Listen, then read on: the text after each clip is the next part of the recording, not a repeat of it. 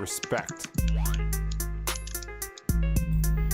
Senhoras e senhores, sejam muito bem-vindos a mais um episódio do Hitcast Brasil. Eu sou o seu host, o Pedro, e estamos de volta depois aí de mais de um mês sem podcast. Estamos de volta e hoje, na minha companhia, eu tenho o nosso cofundador e piadista, senhor Gabriel Barros. Olá, tudo bom? Tudo bom estar de volta depois de um mês, 2 meses, sei lá, não sei quanto tempo. Faz tempo. E temos também o nosso convidado mais que especial, acho que ele é o Barros, acho que ele é o cara que é mais alto que a gente já recebeu aqui no podcast, né? Com certeza, todo mundo muito baixinho, né? Todo respeito aos que já vieram, né? Mas temos hoje Gustavo Faldon, dos canais ESPN. Desculpa se eu falei seu nome errado, Gustavo, seja muito bem-vindo. Obrigado, falou o nome certo, falou a pronúncia certa. E vocês devem ser anões se eu sou o mais alto, porque eu tenho 1,71m, então acho que não devo ser o mais alto daqui, certamente. O Barros é um anão, isso é verdade. Ô Gustavo, onde as pessoas podem te encontrar o seu trabalho, pra quem não te conhece? Bom, eu trabalho na ESPN, né? Trabalho na parte de site ali, texto, vídeos, esse tipo de coisa, trabalhando principalmente com NBA, com NFL, esportes americanos. Também estou no Twitter como Gustavo Faldon, ali, para quem quiser me seguir. E estamos ali sempre vendo NBA, vendo NFL, vendo esportes americanos, discutindo ali nas redes sociais, e é bem bacana. E queria agradecer também a oportunidade de participar do podcast. Bom, a gente que agradece. E é o seguinte, eu queria começar hoje falando que o Heat está, acho que 4 ou 5 jogos acima da marca de 50% de aproveitamento, depois de, sei lá, desde 2014 provavelmente, não, mas é 2016. E, ô Barros, começar por você. O Josh Richardson, que você defendeu a off-season inteira, não só o Josh Richardson, mas como o Kelly Olynyk, mas vamos falar do Richardson primeiro, que você defendeu a off-season inteira, tá jogando, é o melhor jogador do time na temporada, e ele entrou em dezembro assim, parece que virou outro jogador, né? Então, eu sempre falei que por mais que ele tenha um jogo meio inconsistente, ele sempre teve um arremesso bom, um arremesso de fora e meia distância bom, e uma defesa excelente, sensacional. Pra mim ele é o segundo melhor defensor do time, tirando o Justice Winslow, e ele sempre foi o cara que poderia evoluir mais, na minha opinião, em relação ao Miami. Ele tá mostrando isso. Em dezembro fez médias, eu nem lembro muito bem as médias, mas ele fez uns jogos de 20 pontos. O último jogo ele teve 16 ou 14 pontos e 7 assistências, então não é um jogo que ele vai pontuar. Tem jogos que ele não vai pontuar muito, mas vai criar bastante o jogo pro Miami, e tem jogos que ele vai pontuar bastante que ele não vai criar tanto o jogo que vão criar para ele, mas ele tem essa versatilidade. Ô Gustavo, o Richardson, o que tá me surpreendendo é que é meio comum a gente ver na NBA, toda vez que um cara que é um excelente defensor, ele começa a ir pra parte do ataque, ele acaba largando um pouquinho na defesa. Eu acho que isso é meio que normal. O Richardson, ele melhorou todas as médias dele e ele continua marcando. Ele começou a marcar com a ausência do Winslow, principalmente. Ele tá marcando agora, os caras, o ala principal do adversário. No último jogo, por exemplo, ele tava marcando o Donovan Mitchell, né? E é um pouquinho de surpresa, né? Eu também acho, viu? E é incrível a evolução que ele teve.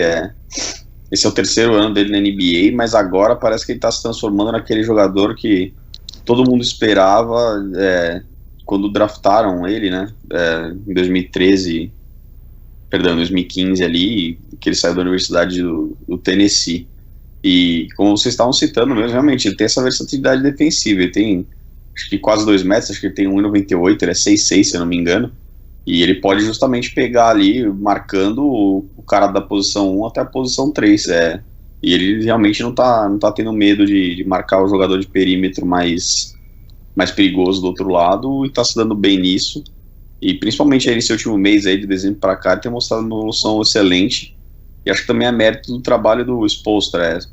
Não sei o quão fã do Spolstra vocês são, assim, mas eu, pelo menos, assim, que tô de fora, digamos, não sou um torcedor do Heat, eu assim, acho ele um excelente técnico, principalmente porque é difícil essa fase de transição que o Heat passou, digamos assim, na era pós-LeBron, que todo mundo esperava que o Heat fosse um saco de pancada, principalmente ano passado, teve aquela arrancada absurda que por critério de desempate não foi para os playoffs, e acho que ele tem muito mérito também na evolução do Josh Richardson, e ele tá aproveitando também, porque acho que no começo da temporada, pelo que o Dion Waiters tinha feito no ano passado, a expectativa na verdade era que o Dion Waiters que ficasse ali como um jogador de perímetro mais perigoso, mas aí veio lesão aqui, veio lesão lá, Tyler Johnson começou jogando bem, o Dragic também, uma lesãozinha aqui, outra lá, e aí o Josh Richardson tá aproveitando, e acho que agora, honestamente, acho que ele não tem que sair da rotação, tem que conseguir esses minutos que ele tá conseguindo aí a temporada inteira,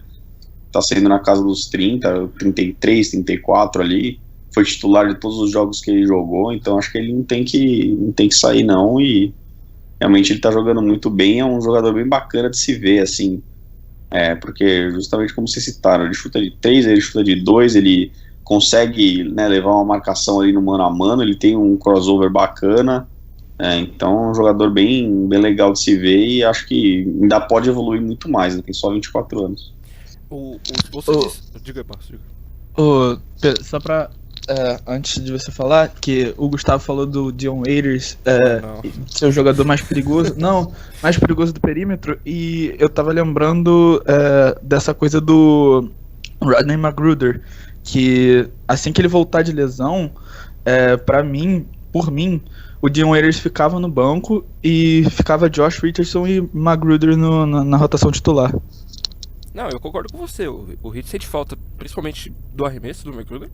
Ele chutou acho que 46% na pré-temporada. Óbvio que isso não ia se manter na temporada regular e tal, mas na pré-temporada ele foi absurdo. E o John Waiters deveria ser um cara do banco. Acho que a gente vai se expor um pouquinho de novo, mas porque a gente acreditou nele. Infelizmente a gente acreditou nele.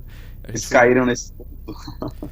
Não, mas era tipo, depois dos 20 jogos que ele teve 20 jogos, 30 jogos que ele teve ano passado, acho que a NBA toda tava assim, Waiters Island, John better yourself than double down. Todo mundo acreditou no John Waiters e tipo, a gente defendeu o contrato dele. Eu achei o menos absurdo. Quando assinaram lá todos aqueles contratos de 4 anos, eu achei o dele o menos absurdo. E acabou que hoje é o mais absurdo. Tipo, o do Olynyk que faz mais sentido que o dele, o do James Johnson faz mais sentido que o dele, e o do DJ Reed faz mais sentido que o dele. Eu acho que desde o começo, honestamente, eu achei que assim, foi digamos ali um conto de fadas ali, né, que o Miami Heat teve ano passado, tava todo mundo esperando pra ser possivelmente o pior time da NBA, e aí o John Waiters, digamos, não sei se vocês concordam, mas acho que ele foi o cara dessa arrancada ali, né, do Heat no ano passado, mas assim, ainda assim ele era um período curto, e apesar dele ser jovem, ele tinha 24 anos na época, hoje tem 25, Por aí. O negócio eu achei meio arriscado, realmente. Ele sempre foi um cara muito inconstante. Nunca, até o ano passado, basicamente, nunca tinha mostrado todo o hype que ele tinha em cima da NBA, de ter sido um pique alto até de draft. Então, e assim, é um cara muito individualista, jogador de hero ball, chuta aquelas bolas desequilibradas ali. Então, honestamente, eu já na época já fiquei meio com o nariz torto ali. Eu acho que o negócio com o Waiters o problema dele, claro, a lesão que ele tem, essa lesão ele tá carregando desde o ano passado. E tipo, o Heat foi, falando português claro, o Heat foi burro de assinar com ele porque, tipo, comprometer 4 anos com um cara que não tem um tornozelo. E a gente sabe, a gente já viu na NBA como é que tornozelo funciona, né? E tipo, você compromete há 4 anos pra um cara que já não tem muito cérebro pra jogar. E aí o cara não faz cirurgia, que ele tá insistindo em não fazer essa cirurgia. Ele não deve jogar mais esse ano, eu aposto que não joga mais esse ano. Então, eu achei totalmente burrice. Hoje não faz sentido nenhum você ter assinado 4 anos um cara que você tem que operar 2 meses depois. E honestamente, assim, vocês já devem até ter citado isso em algum momento, a situação financeira do Heat para a próxima temporada, para as 2 próximas temporadas ali, é meio tensa, porque... Meio? Completamente. O time não tem dinheiro para comprar free agent no ano que vem, né? Para contratar free agent, assim. justamente por causa desses contratos aí que tem todo mundo. O James Johnson ganhando mais de 14 milhões, ok, até que vale, mas aí é o Dion Waiters com 11,5, aí é o Tyler Johnson que vem o contrato dele 18 milhões, então assim, o Heat tá com algemas na mão aí pra próxima temporada, só são as duas na verdade, o cap do Heat só vai baixar em 2020 ali. E não sei se o Barros vai entrar nesse assunto, mas todo mundo tá esperando, tipo, trocar, vão trocar o Tyler. Eu acho que o Tyler Johnson é o último cara que o Heat quer trocar, sinceramente, porque tudo bem, ele não vai valer esses 20 milhões, ele é tipo, no máximo um sexto homem, tudo bem que ele tá jogando bem de titular e tal, mas acho que se for pra trocar alguém, eles vão olhar pra trocar primeiro o Hassan, depois o Dragic. O Dragic porque ele tem um contrato excelente e ele é valioso ainda pra muitos times da NBA, pra muito contender. Não sei se você concorda comigo, tipo, ele cabe muito time. Tudo bem que tem muito. Ele cabe em Denver, por exemplo. É o time que vem na minha cabeça agora. Não. Concordo.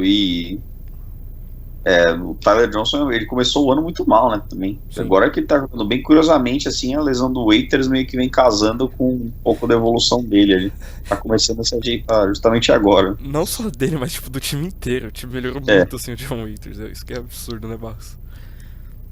Sim. Você tava falando do negócio de troca. O Dragic, um outro time que eu vejo muito ele cabendo é no Orlando. E aí, se viesse alguma coisa, viriam peças mais de alas ou pivôs, né? Como o Biyombo, por exemplo. Não quero esse cara no meu time. Eu não quero, mas viria mais ou menos isso. E qual foi o outro que eu meio que me perdi aqui pensando no negócio da troca? É um time que eu acho que é a cara do Dragic, talvez não pra esse ano, porque eles já têm, digamos assim, meio que a posição acertada, mas assim, talvez ano que vem ali, eu acho que ele um dia vai parar no San Antonio Spurs, não sei porquê, é jogador europeu, assim, pra mim ele tem a cara do Greg Popovich, cara. Eu concordo. Eu também. O Hassan, o Barros, Hassan. Acho que o Hassan vai ser o primeiro a ser trocado. Assim, o time se encaixou muito bem sem, e quando ele voltou também não foi assim, razoável, não foi o que a gente esperava do time com o Hassan, mas o time também chegou a engrenar alguns jogos agora nessa sequência, mesmo com o Hassan de titular. Mas ele é trocável. Ele é trocável. Uma pergunta de advogado do diabo, assim, que como vocês são torcedores, talvez vocês tenham um ódio, talvez maior que eu, assim, ou até uma compreensão, mas assim, vocês acham mesmo que a solução seria trocar o Hassan ali? Vai primeiro, Barros. Solução não seria, mas assim, como o time joga muito bem sem o Hassan Whiteside, e no início da temporada penou para ganhar jogos com ele em quadra, poderia ser trocado, não teria nenhum problema em ser trocado, até mesmo pelo contrato, pelo valor do contrato que ele recebe, e ele poderia se transformar numa peça mais importante numa rotação, num ala pivô bem mais importante, bem mais versátil do que ele que só assim, vamos botar entre aspas, só dá toco e enterra. Então ele pode ser trocado por um ala pivô versátil, ou por um pivô mais versátil, ou por peças mais peças e com mais versatilidade.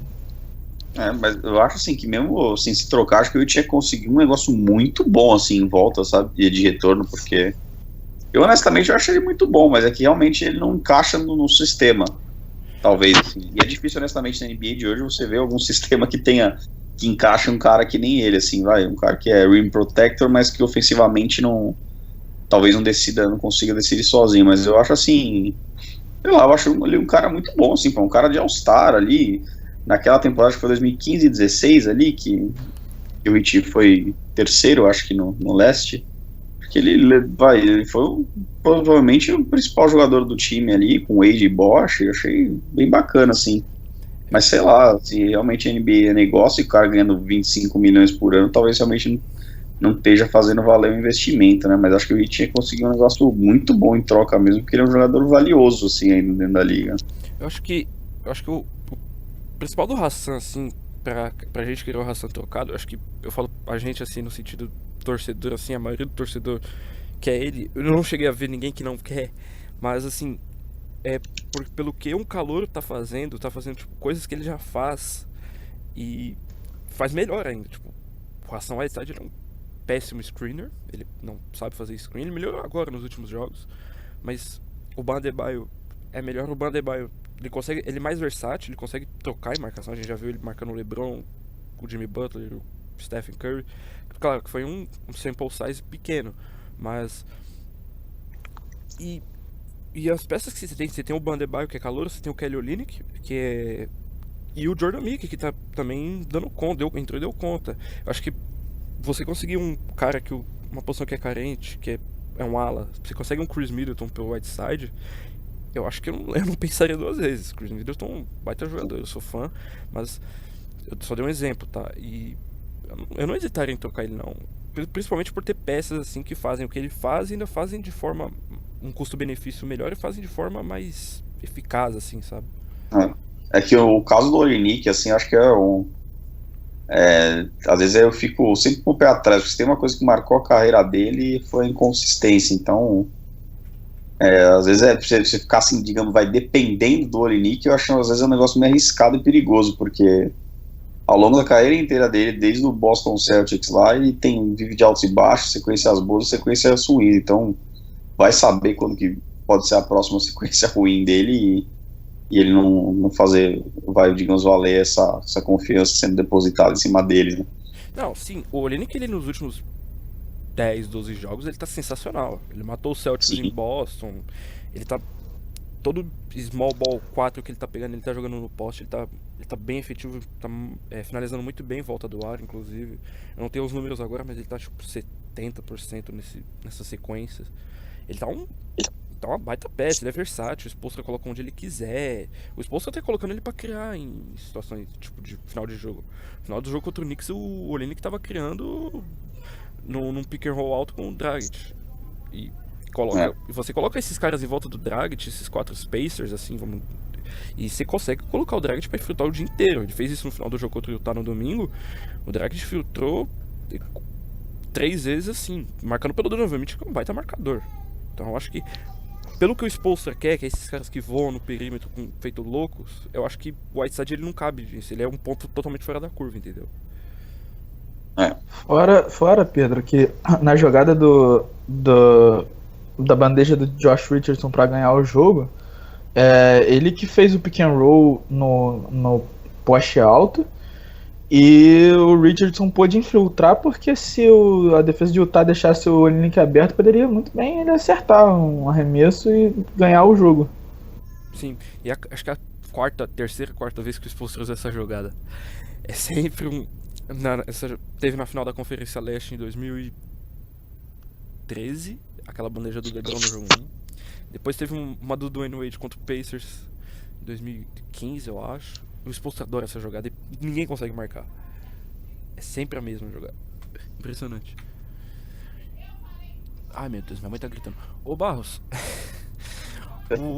você falou dos números do Richardson. Nos últimos 10 jogos, eu tenho uns números dele aqui, peraí, deixa eu achar. Nos últimos 10 jogos, o Josh Richardson tem 18.5 pontos por jogo, 4.2 assistências, a média dele é 2.2. Ele tem 3 rebotes, tem 1 roubo, 1 toco, tem 2 turnovers e tem 52% de aproveitamento. É um cara que ele lidera o hit em tocos, ele lidera o hit em minutos, acho que ele lidera em tocos, já falei, né?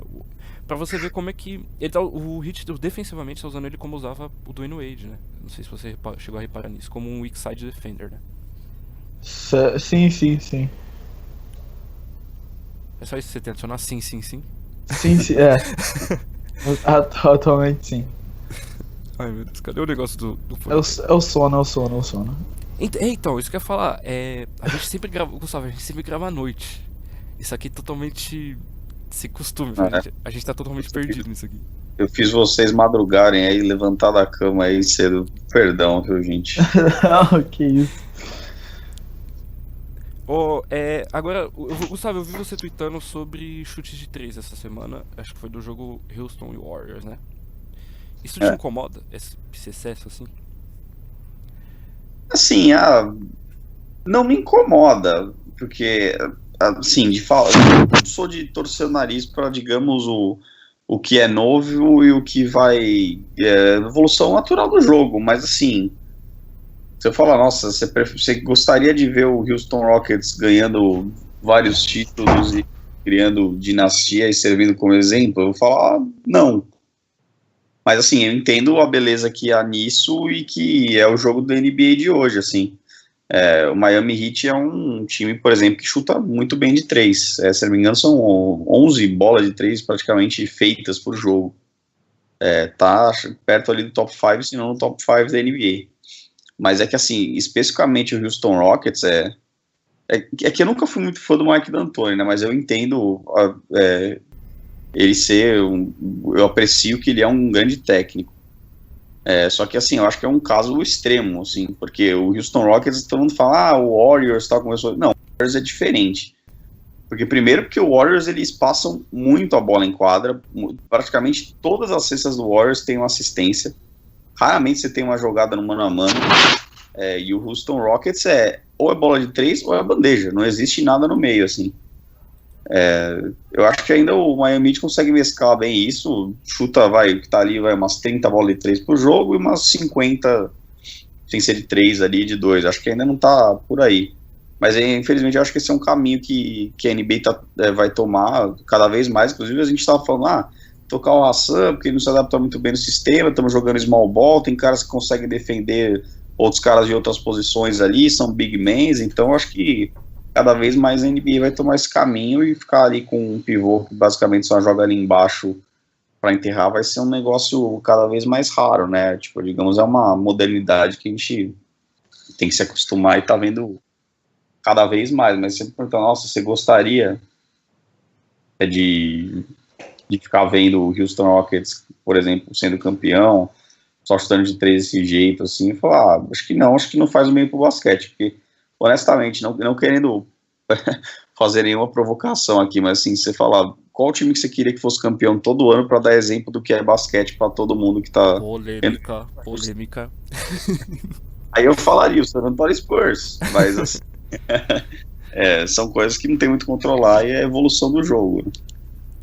Eu acho que o Barros daqui a pouco comenta sobre isso, mas eu acho que o problema dessas bolas assim é quando elas vêm num volume que não são livres. Tipo, isso aí você consegue no site da NBA, você consegue essas estatísticas, mas eu não tenho o número das do Rockets agora.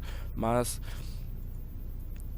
eu assisti aquele jogo e fiquei com muita impressão que a maioria daquelas bolas era contestada. Tipo, tinha um defensor perto. É isso aí que me incomoda. Sim. Eu acho que o volume o volume não é ruim. Por exemplo, o Heat teve essa semana, ele chutou 42 contra o Knicks, e foi tipo 25 foram wide open, então 13 foram open, só tipo 4 desses chutes foram situações tight, que é aqueles que são totalmente contestados.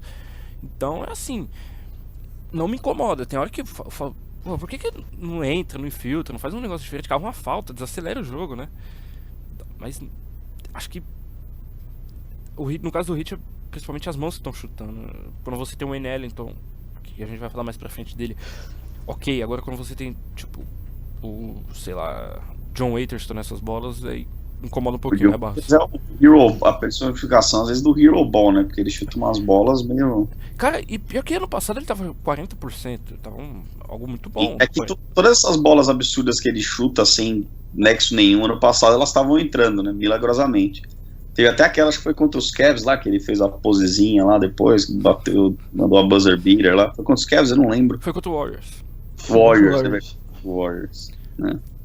Mas ele teve uma contra o Cavs também, que foi... Tanto que a bola bateu na tabela e entrou. Foi uma bola muito, muito longe, que aí o Heat tava ganhando acho que por 5 pontos no final do jogo, e com essa bola tirou a chance do Cavs de vez de ganhar. Teve várias assim, né? Teve contra o Nets, teve contra Warriors, Cavs. Sim, o John Waiters fez todo mundo comprar uma passagem pra Waiters Island na última temporada. E agora todo mundo saiu, já tá deserto lá. Só tem ele, provavelmente. Porque... Barros, comenta sobre os tiros de 3. Você acha que o time tá chutando muito? Você acha que tá chutando pouco? Você acha que... Olha, inclusive, isso é coisa de situação de jogo. Tem vezes que eu fico, gente, pode chutar de 3, vocês estão abertos, chuta. E tem vezes que eu fico em casa, para de chutar de 3, tá chutando muito. Então isso geralmente vai muito da situação do jogo.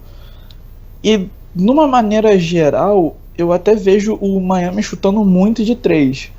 O problema é que são todas, a maioria delas são livres, né? Eu vejo muito o Josh Richardson chutando muito livre, Tyler Johnson chutando muito livre, Kelly Olynyk chutando muito livre.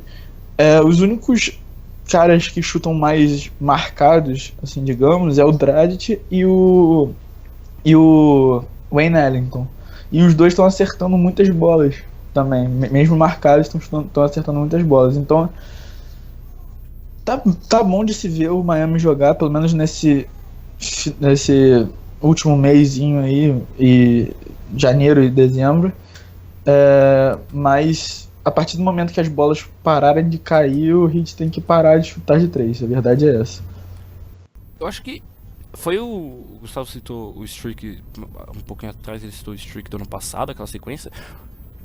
Quando o Heat tava 11-30, era um time que não sabia arremessar. Conseguia, acho que maior número de bolas de 3 na zona morta, conseguia, acho que era top 5 em bolas de 3, chutes livres de 13. Hoje ainda é top 5, acho que ainda lidera, tá no top 3 de bolas de 3 dos corners. Mas quando eu tava mal, não conseguia arremessar bola nenhuma. Tudo bem que tava com problema de saúde e tal, isso na temporada passada. Esse ano é a mesma coisa.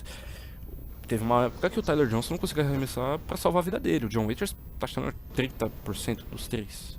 É algo horrível. Então é assim, o Heat é um time que eu acho que não vai longe por causa disso. Óbvio que não tem uma estrela, óbvio que não tem um time que se fala que é confiável, porque é um time burro também, depois a gente vai falar disso também. Mas é um time que você não consegue, se você não tá acertando bolas, você não consegue fazer nada.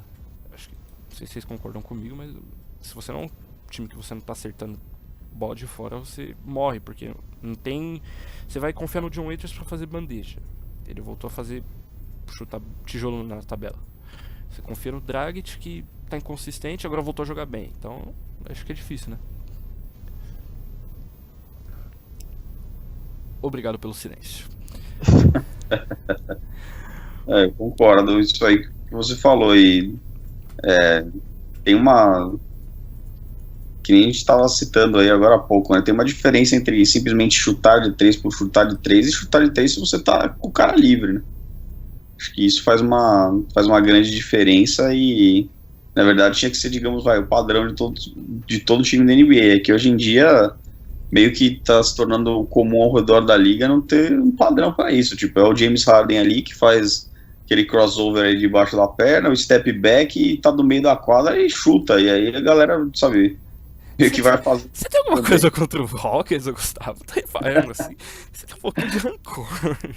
Não é que entendeu? Que eu falei, não é um estilo de basquete assim que eu gostaria, digamos, de ser propagado, sabe, NBA afora e mundo afora, mas assim, por exemplo, dentre os concorrentes de Coach of the Year do ano passado, com todo respeito ao Erik Spoelstra, mas eu acho justíssimo o Mike D'Antoni ter ganhado, porque honestamente o Mike D'Antoni estava acabado para a NBA, e fez o que fez com o Rockets, e digamos...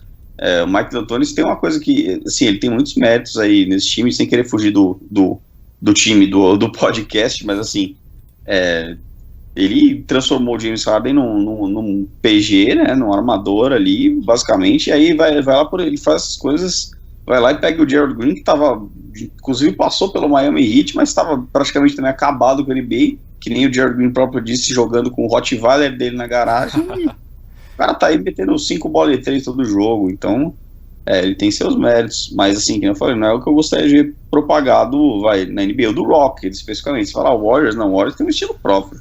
Sim. É uma coisa, enfim, absurda. O Warriors, digamos, é o Barcelona dos times da NBA ali, é uma coisa que a gente nunca viu na história mesmo. Ótima comparação. Gostou? Obrigado. O Steve Kerr ontem teve uma boa também. Ele comparou a família Ball com a família Kardashian. Eu adorei essa também. Praticamente.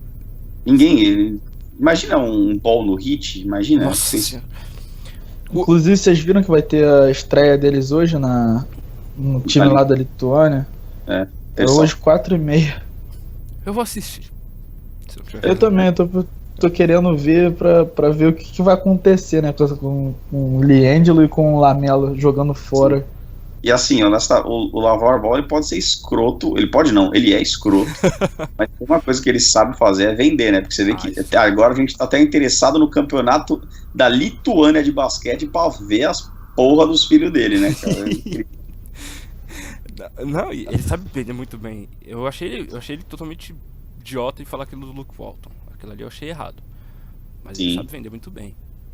Eu também achei que, no caso da franquia, porque honestamente, assim, é que o Magic Johnson é ídolo, etc. E digamos, tá no começo dessa estrada aí de presidente, etc. Mas, assim, honestamente, acho que fosse um Pat Riley, pra citar aqui o Heat, e acontecendo isso com o Eric Spoelstra, acho que o LaVar Ball teria tomado uma comida de rabo, porque... É isso que eu ia falar. Eu acho que o Heat ele é preparado pra lidar com esse tipo de coisa.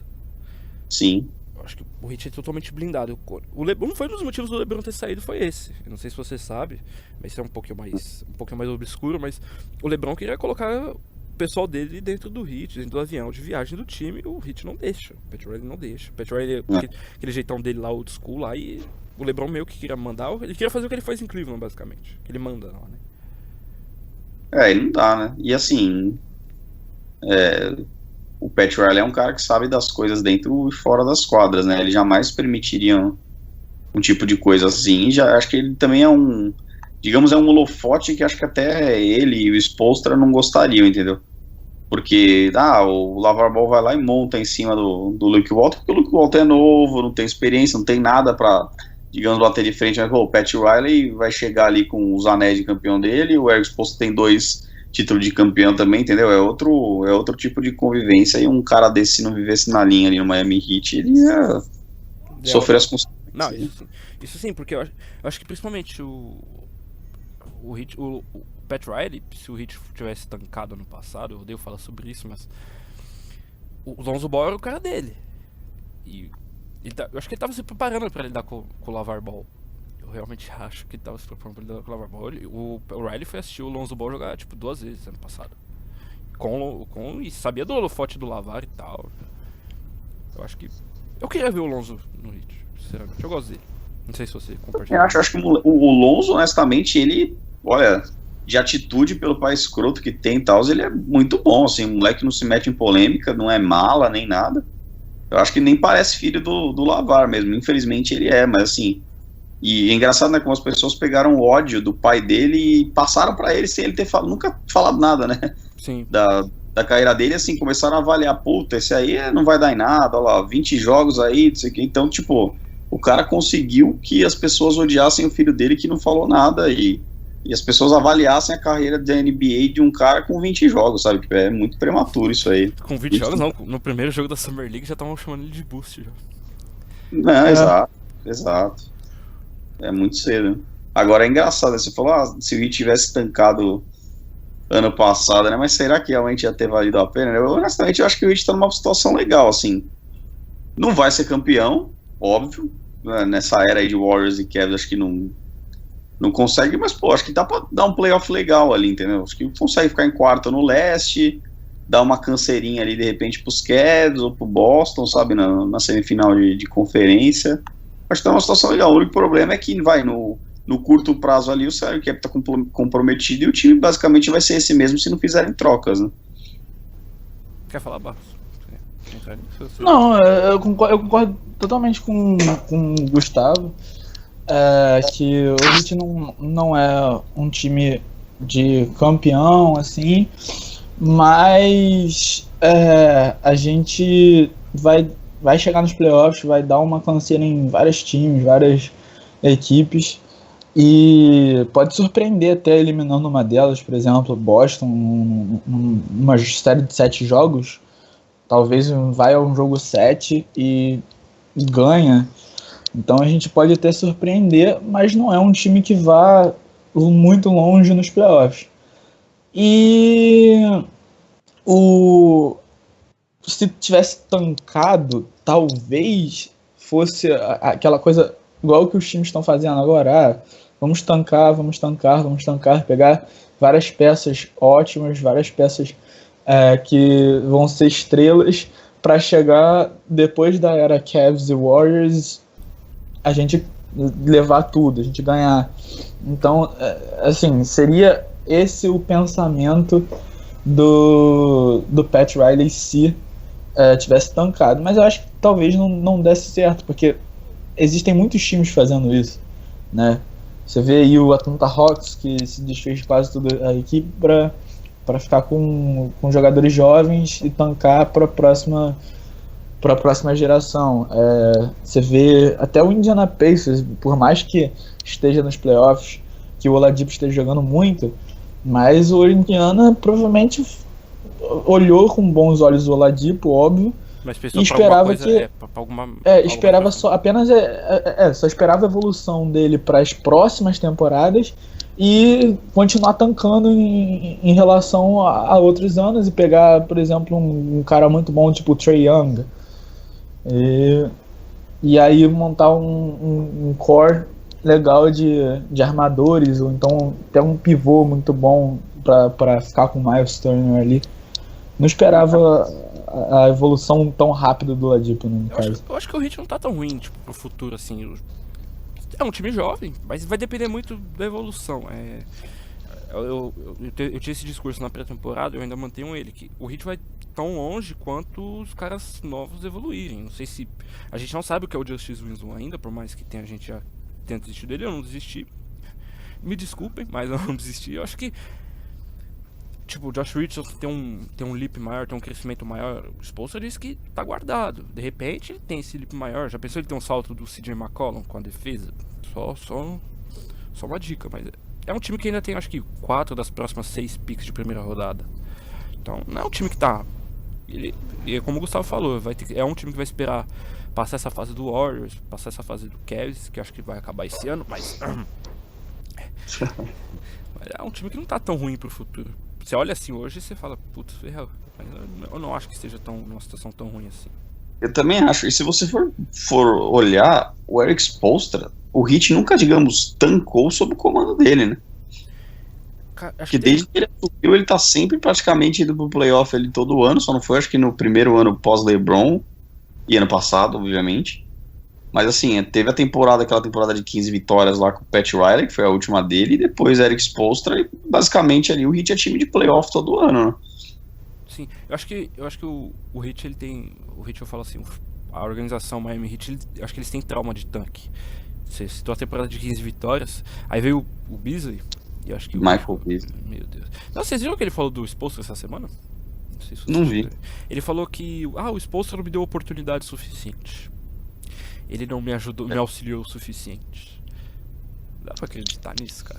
Ele é meio louco, ele é meio inconstante. Uma hora também essa fase dele aí no Knicks aí vai acabar. Tipo, ele não é um jogador que vale a pena. Ou então ele vai enganar, eu acho que ele tá enganando alguém, entendeu? Vai vir o Knicks ou até outro time da NBA e vai cair nesse conto aí dele dessa temporada e vai dar esses contratos tipo do Dion Waiters, sabe?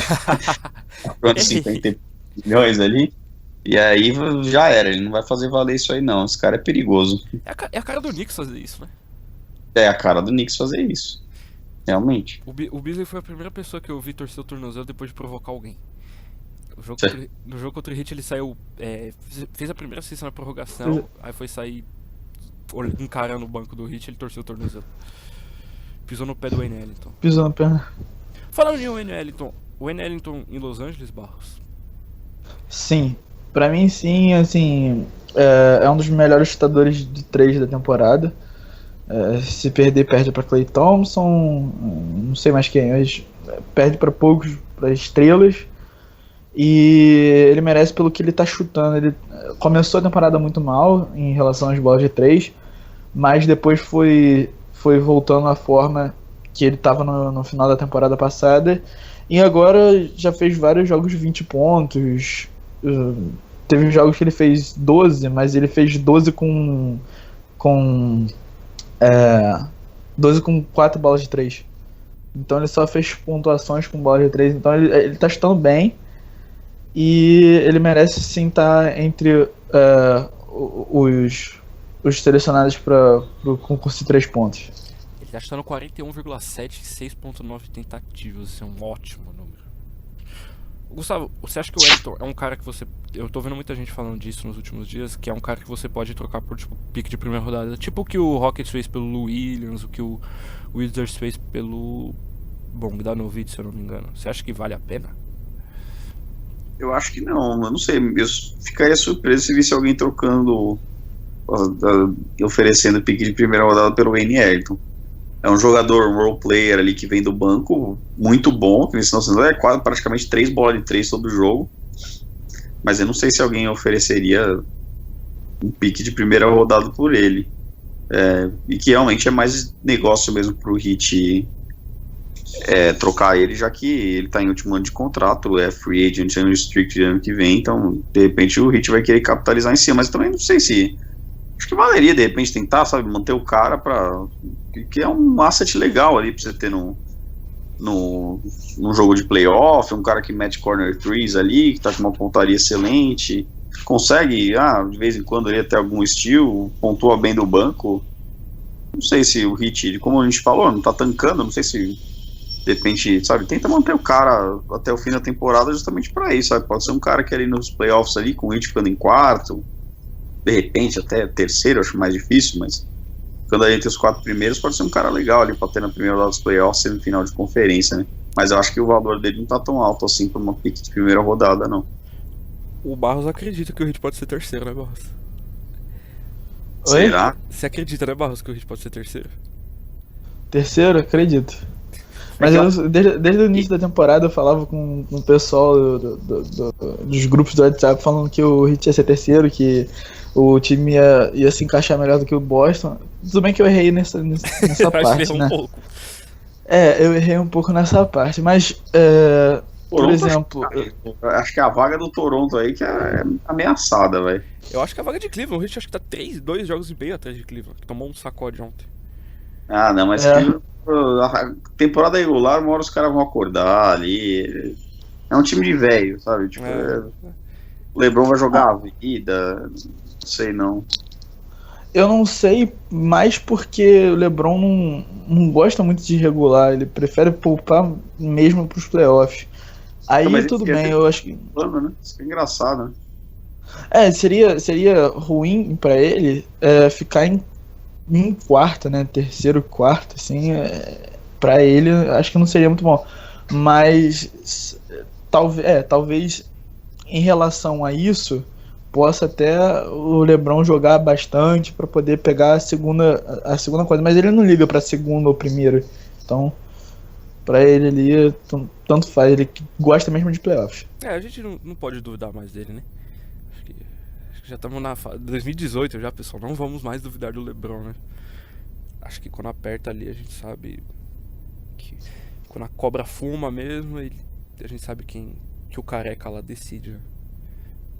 Não acho que vai ganhar nada, né? Mas isso é só uma opinião minha. Eu acho que ele vai levar outro sacode de Golden State no fim do ano, mas... Não sei não, viu? Sei lá, às vezes o cara é gênio, sei lá. Eu acho que Cleveland não consegue por causa da defesa. Acho que também. Esse ano claramente tá um nível abaixo, assim. Assim, achei que o time melhorou, porque, pô, você tem o Dwayne Wade agora no banco, né? Honestamente, isso aí é um ganho excelente. Muito.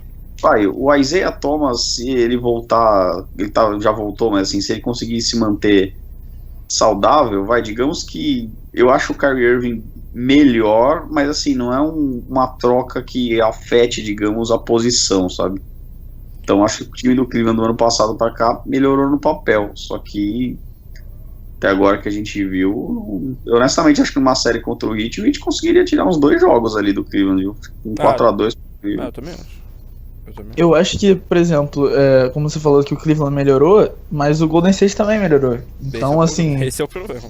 Esse é o problema. O Cleveland pode ter melhorado, mas o Golden State melhorou também. Então, São dois times que o Golden State ainda no papel ainda é melhor do que o Cleveland em relação a talentos, né, no caso.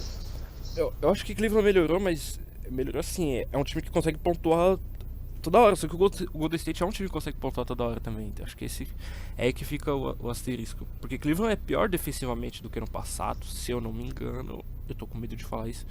Mas o Cavaliers estava num pace pra ter a pior defesa da história da NBA no começo da temporada. Foi absurdo isso. Eles tinham o pior defensive rating, acho que em 30 anos, alguma coisa assim. Era algo horrível. Mas, você falou que... Eu acho que eu não quero pensar muito em playoff. No ano passado eu fiquei com trauma, eu tava pensando, a gente vai jogar contra o Celtics, vai jogar contra o Cavs. Aí acabou que não classificou, então esse ano eu tô calmo. Eu só quero que classifique. Porque sabe quando fica aquele gostinho assim? Pô, e se a gente tivesse jogado contra o Celtics? Porque a gente viu que o Bulls fez contra o Celtics, né? Então, se fosse o Heat contra o Celtics, acho que... Né? É aquela questão de o IC, né? E assim, é muito coisa, a gente vai confiar muito em jogadores como Dragic, Hassan Whiteside, né? E até o Dion Waiters, né? E, assim, a gente tem que ter um pouquinho de calma, tem que esperar o Dion Waiters voltar à forma física, porque né, o nome dele já diz, né? O Waiters.